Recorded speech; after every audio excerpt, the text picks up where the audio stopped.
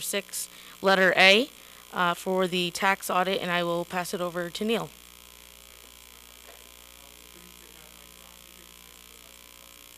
He's going to be presenting the audited financial statements for the fiscal year ending June 30th, 2020. And Mike is up on the big screen, and I think he's, oh, it's almost on the big screen. And Mike was actually watching our proceedings here before this part of the meeting, and I offered him the opportunity to text him when we got closer to his portion of the meeting, and he said this is his favorite board meeting, and he was happy to watch our recognition awards. So.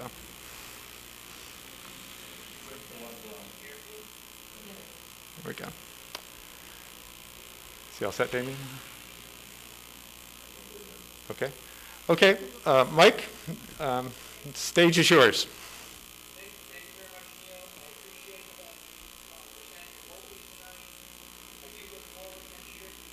Person, and I know there's usually cookies, tea, everything for those award nights, so I like that a lot. But each of you should have received a final version of the audit tonight. It was bound and delivered today to the Guilderland School District. As per the 5-point plan for New York State, I met with the audit committee. I reviewed this document in great detail. The audit committee's job is to make a recommendation to the board for acceptance of the audit, and the audit committee asked me to come before the board to give some highlights from the audit. The audit starts on page 1 and 2. We as a firm attach opinions to management's financial statements. At the bottom of page 1, we say that the financial statements present fairly. That is an unmodified opinion. That is the highest opinion we have as a profession. After that, we have pages 3 through 11. Those are management discussion and analysis. GASB, the Governmental Accounting Standards Board, has standard number 34 that states how a financial statement has to be presented, and one of the things they require is a management discussion analysis. This has been in your financial statements for the past 15 years. One of the issues with the MD&A, though, is it is mostly on the full accrual basis of accounting, and we do not keep our books and records on a full accrual basis of accounting. We keep our books and records on a modified basis of accounting. So if you were to turn to page 12, I will give you a couple examples of what happens here. So at the bottom of page 12, you can see that our total net position is a deficit of $132 million. No business, no school district could operate if they're at a deficit of $132 million. One of the things that is required is a study of the future health insurance, and we have a full accrual of that on our books, which is actually $334 million. Now, New York State does not permit funding of this accrual, and this accrual can change drastically because it's based on the number of retirees, the number of employees, the current medical trend rates, the contracts in place at this time. So over time, this could change quite a bit.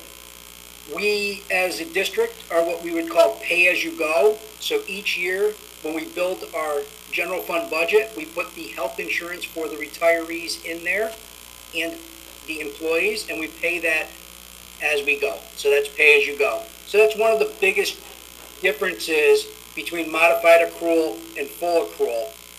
Also, in here, up towards the top, where it says total assets, if you go up 2 lines, you see net pension asset proportionate share, and you go over, and it's $6.6 million. So they make us study our pension systems each year.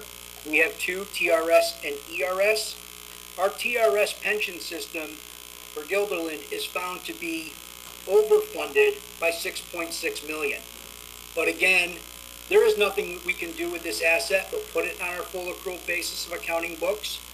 We are not allowed to ask the teacher retirement system to take that as payment, nor are we asking them to reduce our rate that we have to pay for each certificated employee.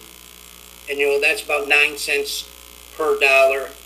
So again, we have this asset on our books, but there is nothing we can do with it. But overall, a deficit net position of $132 million. If you go to page 14, you'll see quite a difference. Page 14 is one of the most important pages in the financial statement. It is the balance sheet on June 30, 2020. This is where the district wound up on June 30th, 2020. It is set in funds, as you see across the top: the general fund, the special aid fund, school lunch fund, debt service fund, and capital fund. The general fund, the first column, accounts for almost all of the activity that happens in the school district.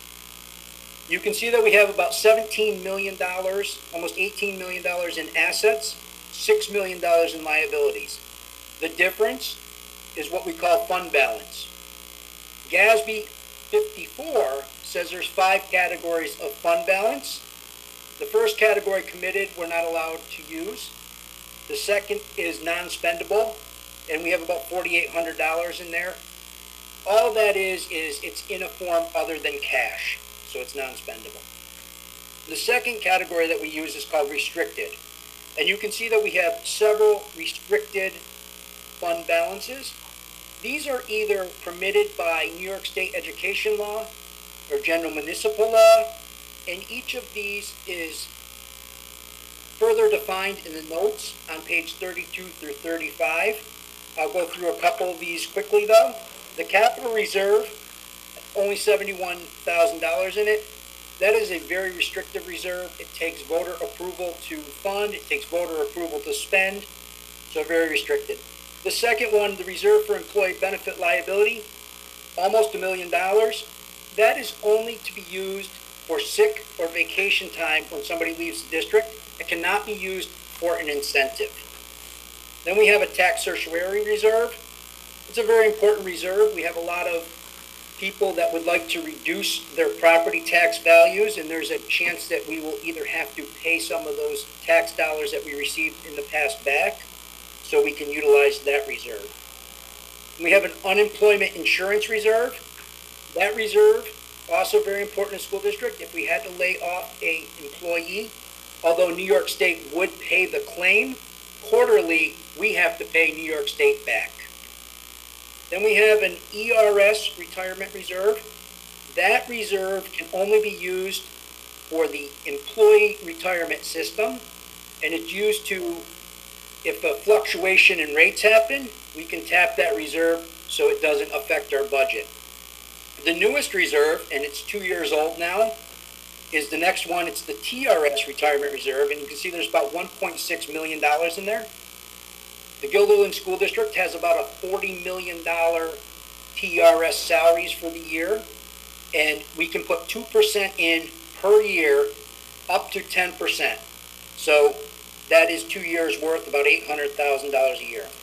We have a workers' comp reserve that is used for worker comp items. And then we have a reserve for repairs. This only has $58,000 in it. This is another pretty restrictive reserve. We have to have a public hearing if we're going to use it. If we don't have the public hearing, we have to replace it equally over the next 2 years. Then we have the third category that we use, the word assigned. There's $97,000 in assigned fund balance. That is the amount of purchase orders that were outstanding at June 30th. Those automatically increase next year's budget, so we have the money to spend for those items we've purchased. Then we have assigned appropriated. That is the amount of money that we are saying out of our fund balance we are going to give back to the taxpayers. The taxpayers have voted on an expenditure budget. Our revenue budget, we say, is going to fall short of that by $638,000. So that is kind of balancing the budget. And then the last one is unassigned, and there's $4,121,308. That's a very important number. That is exactly 4% of next year's budget, and that is exactly what is allowed under Real Property Law 1318. But that $4.1 million is going to be a very important number that I'm going to show you later on in the report. The second column, special aid fund, you see it has zero fund balance. The reason it has zero fund balance is because we are given grants, special education grants like 611, 619, Title I, these type of grants. We have to spend the money, and then the federal government or the state government will reimburse us. So the revenue and expenditure equal, and we have no fund balance. Then we have our school lunch fund, and you can see that we have about $486,000 in our lunch fund. This is getting to be a little bit of a concern. We did have a profit in our school lunch fund of about $24,000. So New York State Education Department has a rule. They kind of like to see no more than 3 months worth of your expenditures in your fund balance. Right now we're slightly over that, but again, that can change if we need a piece of equipment, a new stove, new fridge, something in the school lunch fund. That could drastically drop our fund balance quickly. Then the fourth column is the debt service fund. The debt service fund has $720,000 in it. Sounds like a pretty healthy amount of money, but right now we have about $25 million in long-term debt, and next year our total debt payments, interest and principal for long-term debt is $3.8 million. So obviously that 720 will not even cover, about a quarter of our next year's debt payment. Then the last column, you see that it has a fund balance of negative $1.6 million. This is how capital funds operate. If you look up in the middle of the page, you see bond anticipation note, $3,163,860. That is a temporary financing source. It's not permanent. So when we do pay down the buses we bought, or we do bond the construction that we're doing, that will reduce the deficit fund balance back to zero. And the capital fund will go away if we're not buying buses, we're not doing a project, and right now we're doing the Smart School Bond Act also in there. But that whole column goes away if there are no projects going on. So overall, on a modified accrual basis of accounting, you see that our total fund balance all the way over to the right is $11,215,242 versus the $132 million deficit on the full accrual. So you can see there's quite a difference between full accrual and modified accrual accounting. Okay. After that, we have several pages of notes to the financial statements. The notes to the financial statements were unchanged for this year because there were no new GASBs that affected school districts for 2020. If you turn to page 49,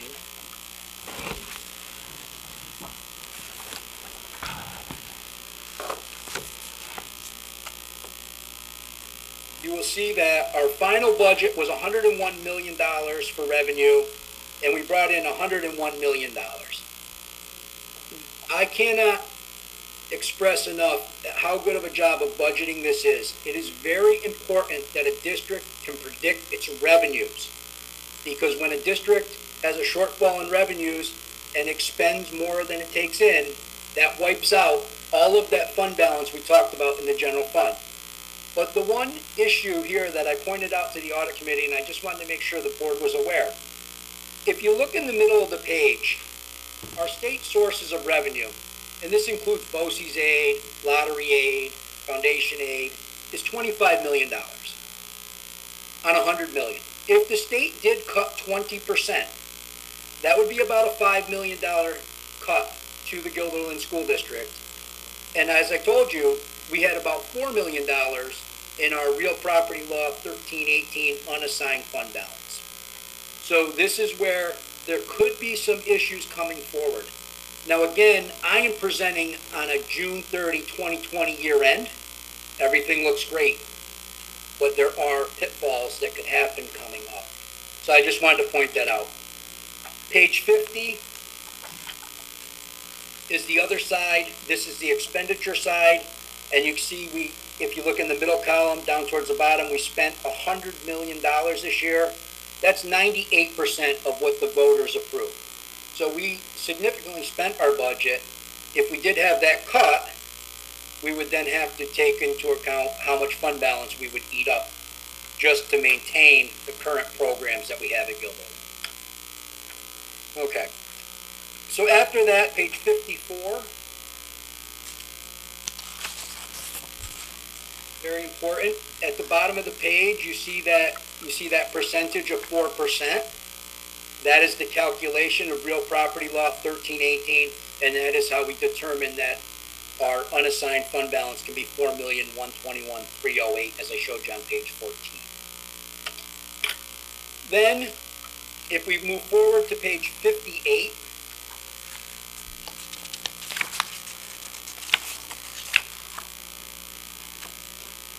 because this is a yellow book audit, a governmental audit, we have to give an independent auditor's report on internal controls over financial reporting.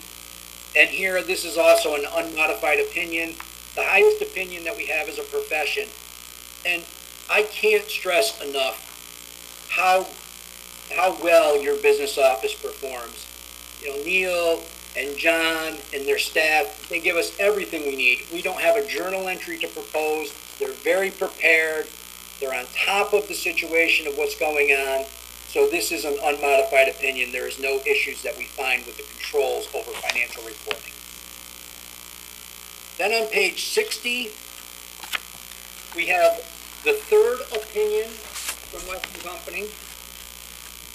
Because the district receives more than $750,000 in federal aid, so that's reimbursement for school lunch, that's 611, 619, those are special education grants, Title I, we have to do what's called a single audit. And here again, an unmodified opinion, we didn't find any issues with the grants that are at the Gilderland School District. Page 62 actually lists out that $2.2 million. What's going to happen with this page is after the board accepts the audit, Neil and I are going to certify the federal portion of this, and we're going to ship this off to Jefferson, Indiana, so it can be in the clearinghouse for the federal government. Then after that, we have our last opinion from Weston Company. That's on page 66. Because the Board of Education has oversight over the extra classroom activity funds, we have to give an opinion on it and audit it. Here we do have a qualification of our opinion, and we audit 5 BOCES in 31 school districts, and they all have this qualification of opinion. All this says is we audit from when the money goes in the bank and from when the check is written. We can't be at every event. We don't know if the kids really watch 10 cars, 12 cars, 20 cars. We take it from when it's deposited and when it goes out. Now, I know that this year ended rather quickly in March, and one of the things is all the clubs are listed out on page 69 and 70. And normally, when we look at these clubs, we look at the receipt and disbursement column and we see if there's no receipts and no disbursements, so zeros in both columns, and then we consider those clubs fiscally inactive. So we just ask the board each year, take a look at those ones that are fiscally inactive, find out if they're still, meeting, maybe they didn't fundraise, maybe they didn't spend any money. There's several of them, and if they are fiscally inactive, usually the board closes them, so the board is not paying an advisor out of the general fund to advise a club that is not operating. And that is a brief overview of the hours we spent in the committee. But I didn't know if there's any questions from the board or anything the board would like to go over.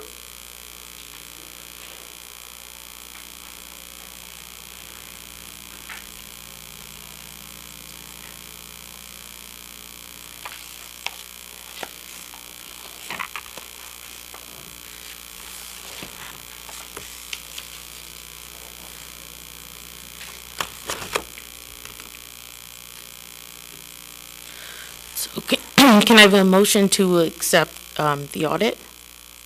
Barb, second Judy. Any other questions or any questions? Good. Just thank you to Neil and John for doing such a great job making our job easy. All in favor? Aye. Oh, I'm sorry. It's a roll call vote. That's okay.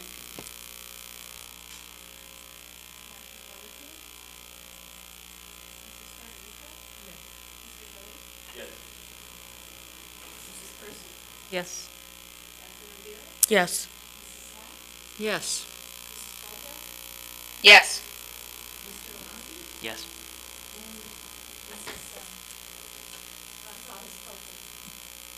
Yes. It passes 9-0. Thank you, Neil. All right, so we'll go back up to the top. Oh, just thank you. Oh, did he leave? Did John leave? Or Mike leave? Thank you, Mike. Thank you very much. Have a nice night. Thank you, you too. Thanks, Mike. Okay, so we'll go back up to the top of the agenda and public comment. We had one public comment come in via email. I'll just read it. To whom it may concern, I would like to voice concerns and frustrations over how remote learning is going. Unfortunately, my work schedule does not allow me to make it to the school board meeting tonight. I would like to first acknowledge that trying to educate young children during this pandemic is extremely challenging, and I understand the stressors on all educators. This is uncharted territory. We have three children in the Guilderland School District, 7th grade, 4th grade, and 2nd grade. Our concerns are the following. 1, multiple formats for getting, completing, and submitting work for all classes results in confusion. We have had teachers advise work was incomplete, and when we investigate, the teacher acknowledges the work was submitted and verified. It is very hard to see what is done. Number 2, unprofessionalism. When reviewing comments and emails from one teacher, his subject to my daughter was disappointed with regards to not having an assignment turned in. When reviewing in Google Classroom, she asked for help finding a document, and the teacher's comment back was, "It is there." In his comments also is no more missing work. We found these comments to be unprofessional and aggressive. We reached out to the teacher to have a conversation, and he declined and wanted to resolve via email. Very unprofessional. Also, there were grammatical and spelling errors in his email and comments. I find this concerning coming from a teacher. Number 3, attendance. There are time limits for children to log in or they are marked absent. However, teachers are forgetting to make the link active and kids cannot log in time. Number 4, for music, one assignment was to watch multiple videos on learning to play the piano, but we do not have a piano. I hope and I expect my comments reach the necessary leadership. I would be happy to meet or have a phone conversation about these concerns. Sincerely, Dr. Mark Winther. And I think we can follow up on these in this email. We don't have any other public comments, Linda, right, that came in? Okay, thank you. All right, next on the agenda, we have the consent items. That includes the minutes from the September 15th and the September 23rd meeting, the CPSC and CSC recommendations, personnel action, financials, and textbooks. Can I have a motion to accept the consent agenda? Kelly, second? Gloria? Any questions or comments? Barb? To pull the textbook. E, okay. And vote on it separately? And Okay. have a discussion. Okay, so we can look at then consent items A through D? I wasn't at the 23rd meeting, for which I apologize. Okay, are you listed, we have to amend that? Or you're not gonna vote on? I think, I didn't look exactly at that part, but I know I wasn't at that meeting. Yeah, it has you as Oh, yeah. present, so maybe it needs to be. Yeah, Mark's is present, so we can adjust that. Yeah, okay. Thanks, Judy. All right, so we'll vote on consent items A through D. Any other questions or comments? All in favor? Aye. Aye. Passes 9-0. Okay, so we pulled out to letter E, textbooks. This is a trade book, and we have a motion to accept the textbook. So moved. Ben? Second, Rebecca? And Barb, you said you had a question?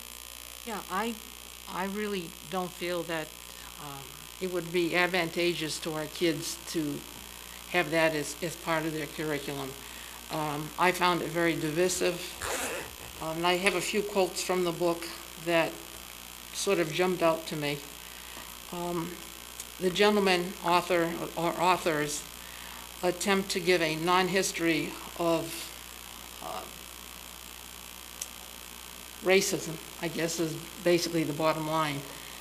And one of the things that jumped out at me after he got to the abolitionist movement, this is a quote, "Abolitionists urged the newly freed people to go to church regularly, learn to speak proper English, learn math, adopt trades, get married, stay away from vices, smoking and drinking, and basically live what they would consider to be respectable lives, basically live like white people."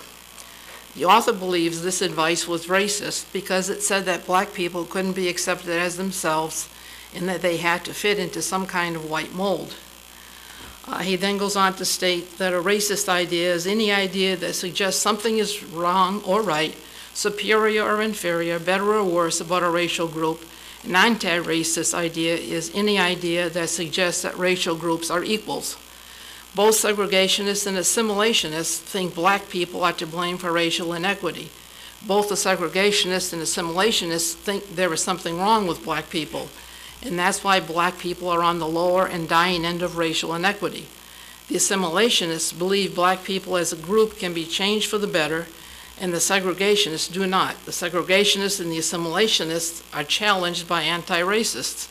The anti-racists say there is nothing wrong or right about black people. The anti-racists try to transform racism. The assimilationists try to transform black people, and the segregationists try to get away from black people. The author dismisses Booker T. Washington, and Webb Du Bois says assimilationists, and his basic thesis, I think, if I'm interpreting him correctly, is that people of color who have been successful have only been successful because they've given up their, what he calls sort of black roots, and imitated white people, which he thinks is wrong. And I just think back to, my grandparents and great-grandparents who came from, in my case, Poland, in my husband's case, Italy, and Germany, Czechoslovakia. They came and they assimilated, but still maintain their cultural heritage. There are still, Italian-American societies, and there's still Polish-American societies, but none of them felt that it was wrong to be successful, to go to church, to be married, to do these kinds of things. And I just find tossing something like that out to young students who haven't had the life experience that a lot of us have had, I just see it as a step backward. Being as old as I am, I was involved in the civil rights movement of the 60s. And the whole idea there was to bring the races together, to give everybody equal opportunity. And now what I see this book suggesting, in fact, there are quotes from Farrakhan and others that I can read maybe later after other people have had a chance to speak, that basically are asking for a separation of the races, which to me, as I said, is a step back in history. So I just don't see the value of presenting this book without at least a counter-argument or a counter-text that would show that, as Martin Luther King said, let's judge people by their character, not by the color of their skin. And I just wanted to open up the discussion because, in all honesty, I just couldn't buy the negativism of Christianity and of the assimilationists. The people have been successful in taking advantage of what is available in this country. It's such a downer to read it. And what I would point out, I think our school district is sort of, hopefully on the cutting edge of repairing some of the holes in our curriculum, the contributions that Black individuals have made to our society, you know, over the years. What slavery really entailed and how it hurt people. An emphasis on exploring African history in the countries, you know, in that area of the world. We already have curriculum people working on this. It was brought to our attention, and you know, the administration jumped on it immediately. A book like this, I just don't see as a productive plus, you know, for our young students. But I have other things, but I'll let other people speak first. Okay, does anybody else have questions or comments? Ben? So I'll piggyback off of Barbara, and you know, my main criticism of the book is just the lack of critical thinking that it demonstrates, or that it alludes to, right? I mean, I think we can agree that we don't do a great job of teaching critical thinking in our schools, you know, and this book really doesn't help. In the introduction, it says, "I'm no math whiz, but if Black people make up 13% of the U.S. population, then Black people should make up somewhere close to 13% of the Americans killed by the police, and somewhere close to 13% of the Americans sitting in prisons." And you know, there's nothing in nature that would suggest that proportions have to be held. You know, Africa has a larger landmass than Europe. Europe has more coastline. In Chicago, Blacks commit about 80% of all shootings and murders, and whites less than 2%, despite both representing a little less than a third of the city's population. So, would we expect a proportional amount of prison cells to be filled by the races when they're not committing crimes in the same proportion? Page 61 briefly mentions Haiti, which had an uprising of slaves and has been, you know, I guess not African American, but Black people have, you know, governed Haiti since that revolution. And Thomas Sowell, a prominent Black economist, makes the point that if discrimination were the sole or decisive factor explaining group disparities, we should expect the descendants of African slaves in Haiti to be far better off than the descendants of African slaves in the United States. Haiti, after all, has been an independent nation for 2 centuries, in which the huge Black majority has been politically and economically dominant. In the U.S., Blacks are a minority, slightly more than 1/8 of the population, subjected to various forms of discrimination since the 13th Amendment outlawed slavery. And yet, it is the Haitians who are the poorest and American Blacks who are the most prosperous in the Western Hemisphere and in the world.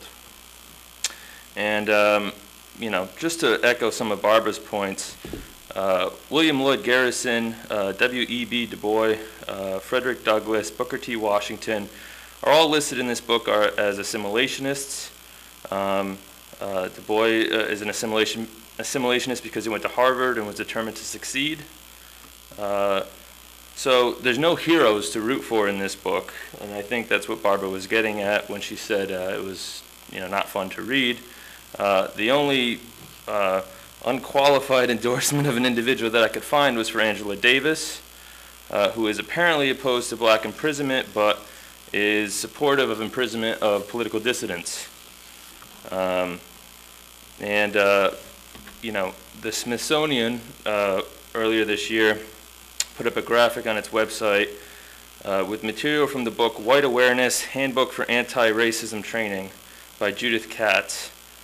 And it labels traits like the nuclear family, frugality, punctuality, and objective, rational, linear thinking as white attributes or characteristics, rather than simply the multicultural fusion of practices that have proven to be keys of upward mobility for many diverse ethnic groups around the globe and throughout the world.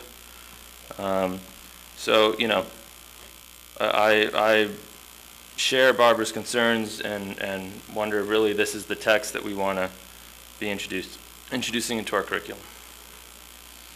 Okay, other comments or questions? Goes up there. Oh, I'm sorry. Waving her Blanca's arms. Waving your arms, I'm assuming that means, do you have a comment? I think so. You have to Gotta unmute unmute yourself. yourself. Okay, you're muted. Hi, how about, can you hear me now? Yes. Yeah. Um, so diversity is very important to me, as is racism. As a person of color, I feel like sometimes I read these things through a different lens. And all that being said, I actually share the opinion of Barbara and Ben, some of their points. And I did leave the book feeling like it was one-sided and feeling like it basically attacks any kind of cultural norm that there is now, or labels it as, racism. And so I'm concerned that sends a mixed message of basically, if you quote unquote do well in life, then you're some kind of failure when it comes to being conscious or anti-racist. So I also struggled with this book. I did read parts of it twice. Abraham Lincoln, for instance, was described in a way that I've heard before, but there was no attempt to give it a historical context.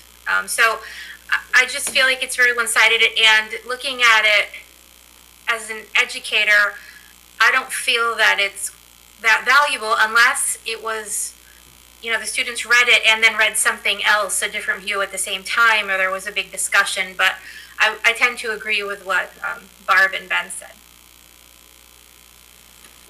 Okay, other comments or questions? Oh, Rebecca? I just respectfully disagree with your opinions. I read it several months ago, so I honestly don't remember it nearly in the detail that you both provided. But I really enjoyed it, and I didn't think it was a downer. I thought it was really interesting and illuminating. My 14-year-old is reading it now, and there's definitely parts that he, had questions about and didn't necessarily agree with, and it really engendered this great conversation, just like this conversation that's happening right now. And I think it's for the ELA curriculum, right? Not the history curriculum. Primarily.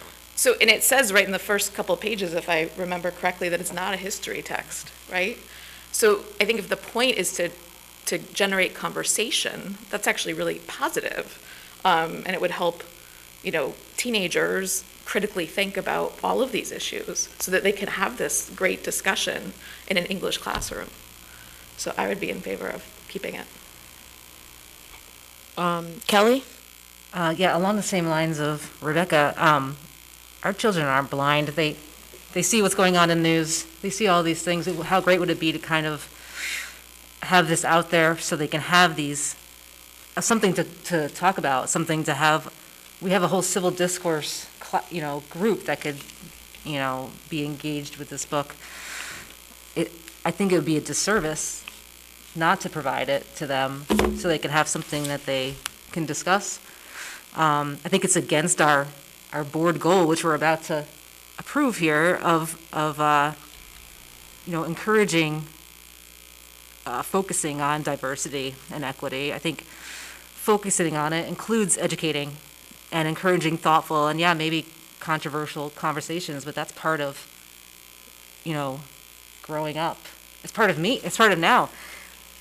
When I read it a couple of months ago, I didn't think of a lot of the things that they thought about, that they presented in the book, and now I think about them. Do I agree with them 100%? I'm not quite sure yet, but it's definitely changed my filter, or my sense of going about in the world in a positive way. So I think it's okay to present. Yes, it's not as a history book, but we have tons of history books that have, I'm not saying one-sided, but a set of history, that we've all read and we all learned about. Why can't we present a little bit different side of it and let people discuss it? I don't think we should censor it. It's out there. We know about it. It's helping people navigate through a challenging time. Okay, Gloria, you have your hand raised. I just want to say I agree with Kelly and Rebecca in that sense, because I think it's a voice that's probably strange to some of us. Some of the ideas were probably off-putting because we don't think that way. but I think it's a voice that we need to hear. We owe it. We owe it to our community to challenge ourselves, to listen to these voices. And I think I have to hand it to the staff who proposed it, because I think it would provide. I mean, I felt myself wanting to talk to people. I can only imagine what a classroom would be like, the discussion that it would be engendered, because it challenges so much of what the vast majority of white people might accept.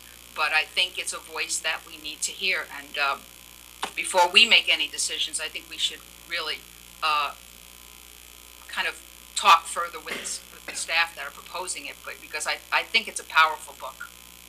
I read the other one that was meant for adults, which I found amazing, but I found this one for young people very challenging.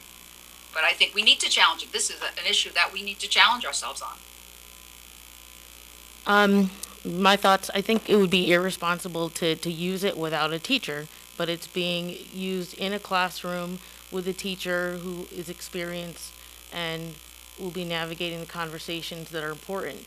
And I don't think the point of the book is to indoctrinate. I don't think you have to agree with it, but instead just to get students to think critically about it. So having these conversations, not necessarily agreeing with everything.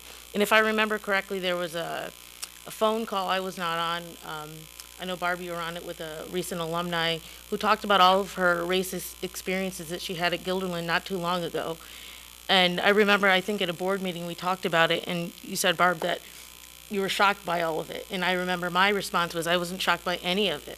So I think, I don't know who mentioned it, just viewing through, different lenses of what we take away from the book, just that alone can incite some really interesting and powerful discussion in a classroom. So and I'm also really not here to ban books. That's just, it would have to be something very extreme for me to ban a book. And so that's just my perspective. Blanca? Hi, yeah, sorry. So I just wanted to add, I feel like this book could be used in like a 10x or 11x format. I don't know if that still exists, because when I was there eons ago in Mr. Milligan and Miss Legge's class, we would read really, really difficult content, but then we would have a really great conversation about it. And that's the piece that I think you're talking about, Seema, that's essential if this is going to work. I would hate to just say it's fine and then wonder how it's going to be used later or if it's going to be discussed. Like you, Seema, I am opposed to censoring. I feel like there's value in everybody's opinion, but this in particular is such a delicate issue. I wouldn't want to add fuel to the flame, so I would hope there would be a thoughtful discussion afterwards. Judy and then Ben. Looking back from quite a few months ago when I read it, I guess I look at it in the hand, thinking it's a difficult and delicate conversation, but in the hands of a good teacher. So if we don't just say, okay, this is what you're going to teach, without knowing that our teachers are strong enough to listen and help with conversations, I think that it's good, and I'm not in favor of banning books. But it needs to be carefully presented or carefully discussed, wisely discussed. Okay, Ben, and then Sorry. back to Kelly. So, I agree with everything that everyone's said, and I'm not a censor either. I don't think anyone is saying to ban the book. If Bot wants to throw it in the library, free to do that. The question is, should it be a classroom use? Should it be a part of the curriculum? So, just wanted to clarify that point. Kelly, did you have your hand raised? I did. I don't know who was next, but And you can go, and then Barb. I don't think racism is delicate. Like it's everything. You just turn the TV on and it's in your face constantly. I don't think you need to tiptoe around it. In fact, I don't think you should tiptoe around it. I mean, maybe we shouldn't be in a historical classroom, but maybe we could hear a little bit about maybe more of the context that would be in so people could be more comfortable with it, but I think to give our students a little bit more credit that they should be talking about it, and you turn the TV on any news station in any second, give it 5 minutes, and they're gonna hear something about something that's mentioned in the book. And that's all I have to say. Barb? I have no problem with discussing racism, but, here's another quote when they're talking about a group of artists who got together and you wanted to show the black experience. And the author says, whether white people saw them as humans or not, they didn't see them as human.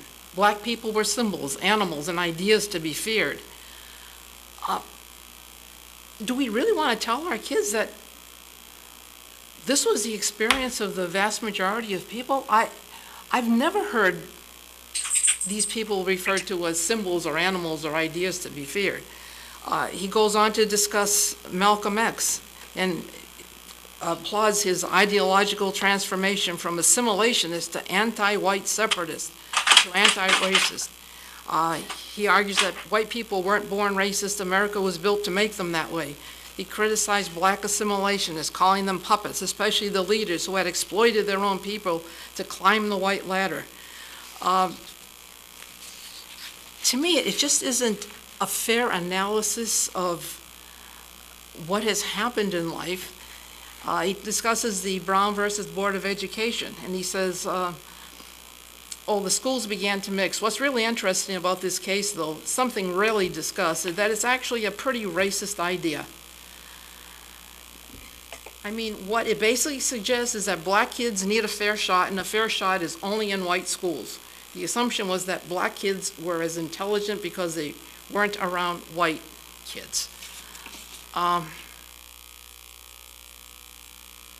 It's those kinds of quotes and ideas that he's throwing out there that I guess I don't believe they were his opinions, and they're purely opinions. I don't see it based on any substantive news reporting from the 1800s that black people were symbols and animals and ideas to be feared. When Brown versus the Board of Education occurred in '54, the whole point was to provide every individual in this country with an equal education to the degree that finances permitted. I lived through an era in the 60s when I personally experienced it, coming from a little town that really didn't have any black population, going to Boston in school and then being asked to lead a Girl Scout troop in Roxbury, which was an all-black troop. And the horror stories about their educational experience versus less than 4 miles away in another Boston district of what those kids had in the way of textbook desks. These kids had to share desks, they had to share textbooks, and yet 4 miles down the street, that to me was what the civil rights movement, was sort of all about and good for, that everybody in this country should be equal. We shouldn't be looking to become an anti-white separatist or, separate our races. This has always been the big melting pot. And granted, there were inequities in the system, but they weren't at least in this day and age, we are trying to bring people together. We are not trying to bring people apart and everybody have their own, Black caucus, Asian caucus, Native American caucus, white caucus. I mean, that is my problem. I have no problem with people discussing racism, all the inequities that may have occurred in the past, but the whole emphasis in this book is just a lot of his opinion as to what people believed in the 1800s, early 1900s, etc. And I just, as I said, have a hard time accepting that that's good, to be presenting to students when it's a one-sided point of view. He read something from Thomas Sowell, who totally disagrees with this author, and I guess would be called an assimilationist because he has become successful. And I don't know, I just want to end with one sort of happy thought. Well, I guess it's sort of a happy thought. I was watching TV, as you say, this racism issue is everywhere. But a gentleman was holding a sign and he said, the only thing that should be separated by color is laundry. The only thing that should be separated by color is laundry. And so I leave it at that. As I said, I can't support the book. I just found too many things that I thought would be damaging to all kids without a balanced textbook curriculum guide that would present, maybe from the standpoint of assimilationist, how they felt and examined history. So, again, thanks for the opportunity. Gloria, you had your hand raised? Well, I just want to say that any history you read is coming from someone's perspective. Any history. So as we read this book, we're bringing our own perspective to it. And I think we need to be very careful and examine our perspective. And I think this book challenges us to do that. You may not agree with it. I didn't agree with it, but it made me think about things. And I think this issue needs to be confronted and thought about. It's not going to be, everybody's going to, be la la la and agree on everything. We're listening to a point of view that's very hard to hear.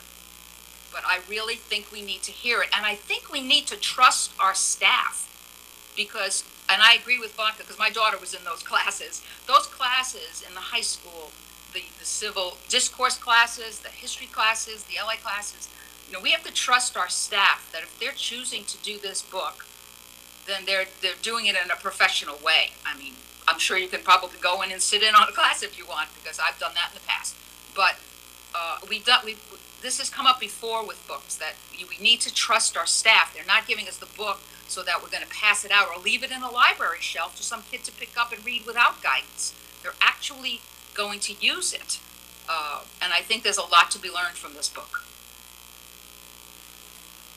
Other comments or questions, Luciano? So my thoughts are, this book is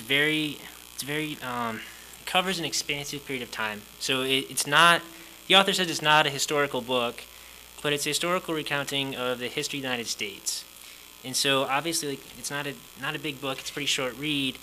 And so to fit all that information and time into such a small book, I think there's a lot of facts and events that are left out.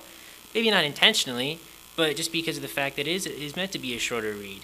So if it's going to be used in English class, I think it would be, I think discussion is excellent. We need to have that. We need to have discourse. Perhaps they could use short excerpts from the book. You don't have to read the whole thing, just because it is such a complicated topic. History is not simple. And this is a very pointed retelling. If it's not a historical book, then is it the author's opinion? And how do we tell the difference between what's historical fact and what's the author's opinion? So I do trust our teachers, and I do want our students to have conversations, but I don't think this book is the only way to inspire those. And I don't necessarily agree with all of the points that were made in the book. And I don't believe that we should be presenting it to our students as part of our curriculum. Okay, other comments or questions? Kelly? One last. Mm-hmm. You obviously know how I feel about it, but I don't think it's up to us as a board to decide if we agree with what's in the book or we don't agree with what's in the book. I think we should leave it up to the teachers and the students to read it and let them have their discussions about it. I think they'll learn a lot about it. I also agree that, this book came up on our agenda to vote on because a teacher brought it up, and I don't think, I have faith that the teacher brought it up to use it in a way that's productive in their class, and like I think I mentioned before, not to indoctrinate anybody, but to have these discussions. And like I mentioned, I'm not here to ban these books. I have faith that the teachers and the students can have that higher level discussion that we'd want them to have here in high school before they leave and go on to discuss other difficult, sensitive topics. So that's my view. Any other last thoughts? Ben? I have a last thought. Oh, go ahead. Oh, Ben, and then Blanca? Just to clarify something that was said, it's 100% the board's role to the curriculum in our schools. That's our say. So I don't have to agree with it. I don't have to, No, you don't have to agree what's in the book, but it's within the board's discretion. I mean, that's why this is a vote, because it is up to the board whether this is part of our curriculum. I mean, we're here to support anti-racist work that's already being done at school, and then to come and try and vote against this book looks, I think, absolutely ridiculous on our part. And like Kelly mentioned, we're voting on some other things tonight that are also looking at inequity and diversity, also topics that are not easy to discuss, that impact all of us in different ways. So I think it would be totally hypocritical to sit here, vote the opposite way for a book that brings up all of these topics that we're saying we're supporting. Blanca, go ahead. I was gonna say something similar, Seema, so, word, that's fine. New thoughts, Ben? Yeah, I mean, just to clarify off of your point, I don't think that anyone here who's spoken in opposition to this book is opposed to the anti-racist work going on in our schools. We disagree that this book furthers those goals. Okay, so any other comments or questions? Barb? Just a repeat, the one that caught me the most, why would anybody object to people learning, go to church, speak proper English, learn math, adopt trades, get married, stay away from vices, smoking and drinking, and basically live what would they consider to be a respectable life? I don't understand why any of those things in today's day and age, if they were followed, wouldn't make for a better society. I mean, I think it's a great question, Barb, that could probably be discussed in class once they read the book. And I'm sure there are other students that agree with you and others that disagree, but they wouldn't even have that opportunity to discuss that without reading the book. You know, I don't remember which teacher brought this up, but obviously they, were thoughtful in putting this on their curriculum so they could have these in-depth discussions. Could we at least ask the staff to present an assimilationist point of view also, so that there be a counterbalance, and not just hate white people because they've done all these things in years past? I mean, I'm not going to. You could do what you'd like. Thank you. Okay, any other comments or questions? Okay, all in favor? What are we voting on? Until All in favor yeah, to in keep it on the voting, curriculum? are we assuming to approve the book? Yes, to approve the book. I'm sorry, to approve the book. So it's 5, 7. So 7. And those nay? Luciano and Barb. So it passes 7-2, sorry. Okay. Next on the agenda, information items. Dr. Singleton? Okay, thanks very much. Well, I have another book for you. Yay. Perhaps we'll talk about this one next time. So the title of this book is The Bus 57, and this is a book presented for your information. It is written by Dashka Slater, and it is for use in English 11, and the review form is there as well. And I will be upfront with you. This also presents some controversial discussions and some difficult conversations, but again, I think are reflective of some of our goals to make sure that we are inclusive of all students in our district. So that's for your review. We'll talk about that next time. My second item, just a little good news sharing item for you. We had a school to work student, a couple of students actually, who are using a portable farm stand to offer vegetables and flowers from the Gilderland High School Organic Garden. And I've included a photo of 10th grader Richard Little with a beautiful cart of sunflowers, and I have to say I purchased the biggest zucchini I've ever seen in my life off of his cart. So they've been doing some really great work, and I think it was worth celebrating. So shared with you. And last, another bit of good news for you. So each year we have thousands of student musicians from all over New York State who compete for the opportunity to be selected for the NYSSMA Conference All-State Music Ensembles. Only a very small percentage of those who audition, my mask keeps going in my mouth here, it's driving me crazy, are granted the honor of participating in this prestigious event. Students who are accepted will perform with the best high school musicians from across New York State and under the baton of some of the finest conductors in the country. And we're proud to announce that 4 of our Gilderland High School students were recognized for their exemplary performances, and they include Morgan Dempsey of Mixed Chorus, Aidan Doyle, Instrumental Jazz, Grace Lininger of Symphonic Band, and Vivian Redmond from the Symphony Orchestra.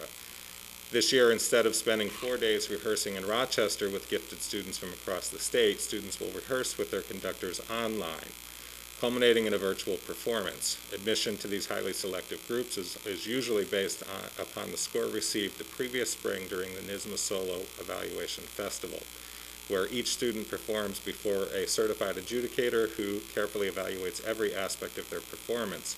However, like so many things, due to the COVID-19 pandemic, NYSSMA Solo Festivals were canceled in the spring.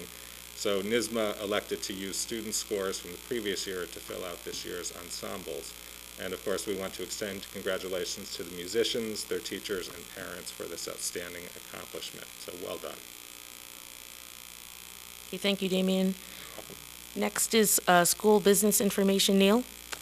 Thank you very much, Seema. First item this evening is the timetable for staff involvement, board consideration, public information, and vote on the 2021-22 budget. So even though it's early in this school year, it's not unusual for us to be already thinking about the budget for next year. It's really an 8-month process that we start in October and end in May. So I'll just provide some of the key dates. Many of these impact our community, so we want to make sure we share them. So at our next meeting, next board meeting on October 20th, that'll be the first opportunity for the public to have input into the budget process. On December 8th, we will be asking the board for their direction. On March 2nd, we will have the release of the superintendent's budget. On March 30th, the board will hold their budget work session. On April 13th, we have a budget adoption by the Board of Education. And on May 18th, the budget vote and school board election. All of these dates are contingent upon having a somewhat normal year. So things could change. Hopefully they won't, but if they do, there'll be adjustments to the schedule. But hopefully we'll keep to the timeline that I've shared. Next item this evening is an award. I'm pleased to announce that the school lunch director, Megan Beck, assistant facilities director, Ellen Tossig, high school secretary, Dawn Weir, Linwood Elementary teacher, Christine Grote, and community member, Amanda Gutler, were named recipients of the September 2020 Beyond the Call COVID-19 Award by the Albany County Legislature. In establishing the monthly recognition, Chairman Andrew Joyce stated, "Every day we hear about someone or a group of people who went out of their way to help the community by providing food to essential workers, distributing PPE supplies, or just by extending a helping hand. Without these selfless individuals, many people who were impacted by the virus would not have gotten the help they needed. This award is just a small way that we can extend our gratitude for what they did during these last few months." And to provide some context for the group of individuals from our schools, share a little bit of data with you. So from the onset of the school closure in March and until the resumption of school in September, a total of just shy of 180,000 breakfast and lunches, that's 5,000 meals that were prepared 2 times a week, were provided to students in need.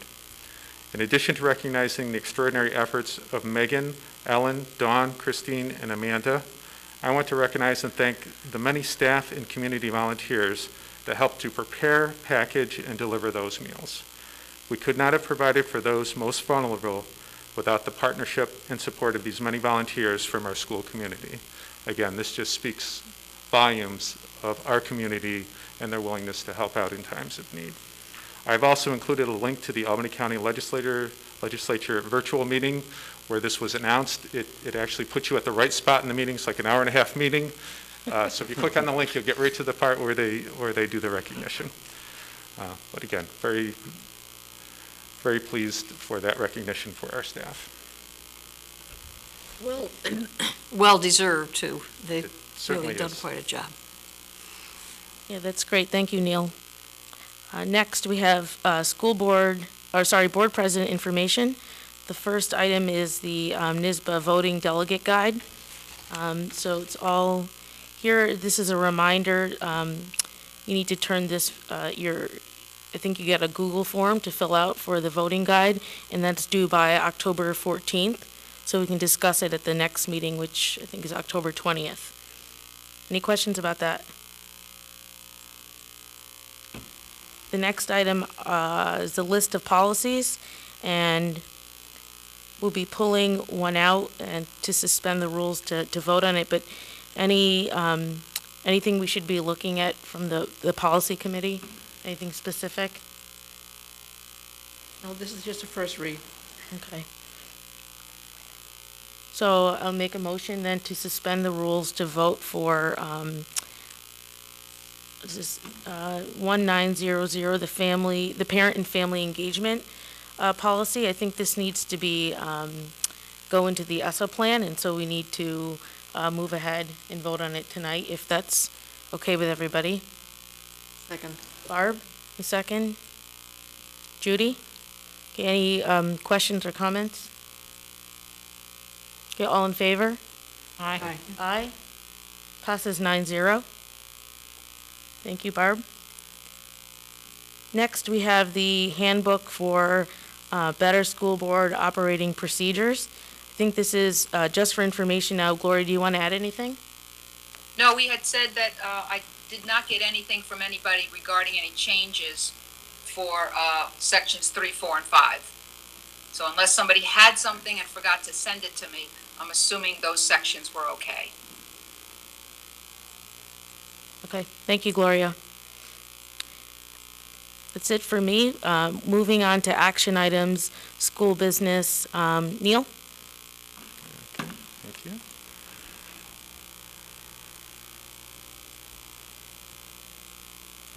Next item this evening is the recommendation to award or to approve agreements for federal IDEA flow-through funds, and we have a number of schools for which that applies, and I'll read through that list quickly.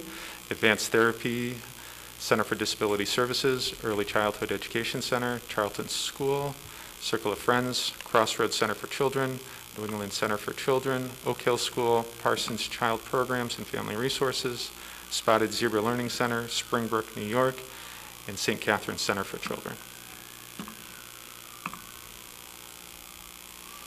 Can I have a motion to approve the agreements? Judy? Second, Gloria. Any questions or comments? All in favor? Aye. Aye. Passes 9-0. Next item is a resolution to approve the agreement with Alarm Expression Incorporated to provide fire alarm construction services, part of the $30.9 million capital construction project. Can I have a motion to approve the service agreement? Rebecca? Second, Kelly? Any questions or comments? Yeah, all in favor? Aye. Aye. Aye. Passes 9-0. And then finally this evening, a resolution to approve service agreements to provide educational services to resident students, and that would be for Hillcrest Academy, Learnwell, and South Colony Central Schools. Okay, can I have a motion to approve these agreements? Barb? Second, Kelly? Any questions or comments? All in favor? Aye. Aye. Passes 9-0. Thank you, Neil. Next, we move on to superintendent action. Dr. Wiles? Thank you. I only have one item this evening, and that is a recommendation for the board to approve our Project SAVE plan. This is our district-wide safety plan that was up for its first read at our last board meeting. Okay, can I have a motion to approve the Project SAVE plan? Ben? Second, Judy? Any questions or comments about this? Yeah, all in favor? Aye. Aye. Passes 9-0. Thank you, Dr. Wiles. You're welcome. Next, board president action. The first item is Board of Education goals. Listed here are the goals that we've talked about, and then there's a working document attached to this. And so I'll just read through the resolution. The Board of Education goals resolve that the Board of Education adopt the specific, measurable, attainable, relevant, and timely or SMART goals in the following areas: close achievement/opportunity gap, focus on supporting the whole child, focus on diversity and equity, and facilities. Can I have a motion to approve the goals? Ben? Second, Gloria? Any questions or comments? Okay, all in favor? Aye. Aye. Passes 9-0.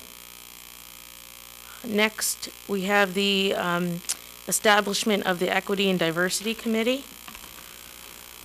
And be it resolved that the Board of Education establish an Equity and Diversity Committee for the purpose of guiding the Board of Education for achievement of goals in this area.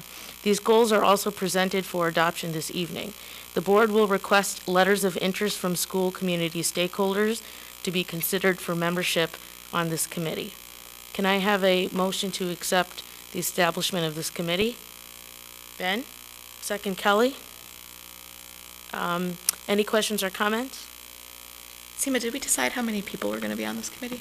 I don't think so. I think we were going to first ask for letters of interest and see. And if I remember correctly, the communications committee said they could help in terms of asking for letters, putting that out there. I'm looking at you, Gloria, assuming that you're the chair of the committee. That was a good assumption. Thank you. Okay. Yes, we did discuss it at our communications committee, and we would be happy to get this off. Awesome. Okay. Any other questions or comments? Yeah, all in favor? Aye. Aye. Passes, oh, I'm sorry, any nays? And abstain? I'm sorry, Barb, I didn't see if you voted. I'm sorry. So you vote yay? Yes. Okay, I'm sorry, so passes 9-0. Just making sure. Next on the agenda, the board committee reports. We'll start with communications. Okay, yes, we met on September 30th. We used that meeting as an opportunity to set some goals for ourselves as a committee. And we'd like to just inform the whole board that we set 4 goals for ourselves. One was to be a COVID communication to the community, to kind of keep an eye on that, getting word out to the community about protocols, safety measures. We discussed the idea of having a safety tip of the week. We're working on that idea. Second goal was to continue to finalize that handbook of board procedures. The committee will review how well the guideline worked this year, and maybe we would suggest that every spring the communications committee bring back to the whole board the idea of let's look at it, okay, let's move forward. We did, I did get some changes that I emailed all of you. There were some minor changes and some really good ones that Ben suggested. We're down to only 2 that I haven't finalized. So I'd like to bring those to the communication committee in terms of just getting some language. One of them was to include public comment using remote learning or remote option.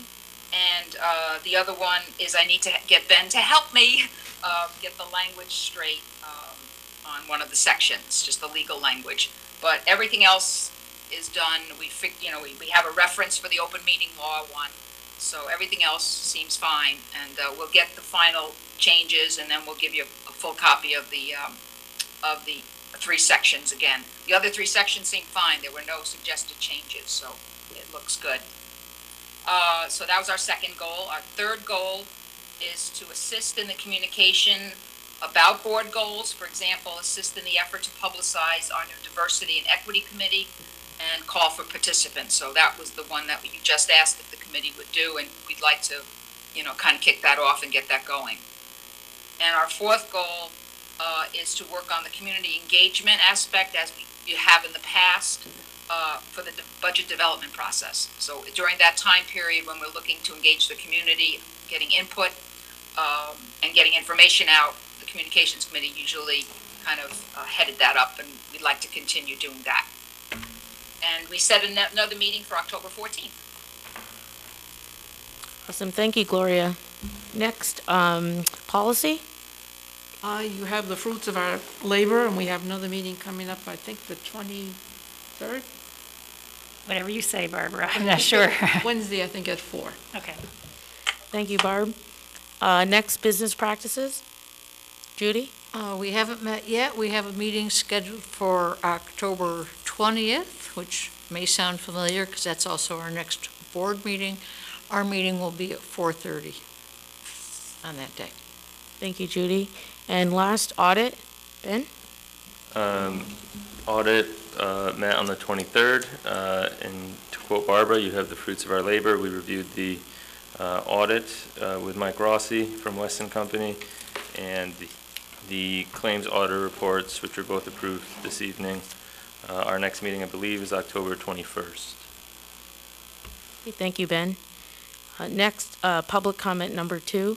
Linda, did anybody email? No? Okay. And then last, board issues, ideas, and sharing. Does anybody have anything to share?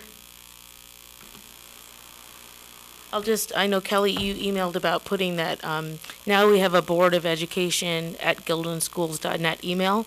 And so that email will go to everybody on the board and to Dr. Wiles. And so maybe we can put that up on the website. I think that's a good idea. And that will probably save emails people get asking about other people's emails. I think they're all there, but that just makes it more efficient. Yeah, I was just looking for it. I couldn't like immediately find it, so if I had to look through our emails to find it, so it'd be nice if it was a little bit more central. Be like, hey, email the board, click here, it'd be great. Can we put that on the website, Dr. Wiles? Yeah, I actually, when I saw your email, I forwarded it to Amy so she could get Great. it on there. Awesome. Fantastic. Any other ideas, sharing? All right, so can I have a motion to adjourn? Everybody. Kelly, second. Ben? All in favor?